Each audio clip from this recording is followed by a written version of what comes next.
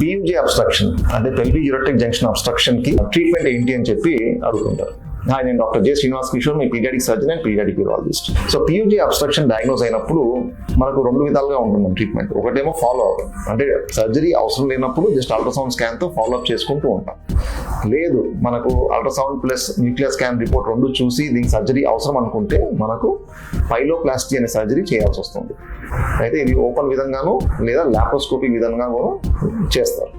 So pyeloplasty అనే surgery యాక్చువల్గా చాలా మంచి సర్జరీ. అంటే PUJ అబ్స్ట్రక్షన్ ఏదైతే సర్జరీ చేస్తామో it's a good surgery. Good surgery ఎందుకంటున్నా అంటే దీని అవుట్కమ్ చాలా బాగుంటుంది. మరి 100% గ్యారంటీ ఇస్తారంటే 100% అని కాదు, యూజువల్ గా ద రిజల్ట్ ఈస్ 90% ప్లస్, అంటే సక్సెస్ రేట్ చెప్తున్నా.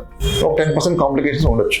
సో PUJ అబ్స్ట్రక్షన్ ఏదైతే డయాగ్నోస్ అవుతుందో దానికి సర్జరీ అడ్వైస్ చేసినప్పుడు అంత వరీ కావాల్సిన అవసరం లేదు, ఎందుకంటే it's a very good surgery with good success. So మీరు సేఫ్గా ఆ సర్జరీ చేయించుకోవచ్చు.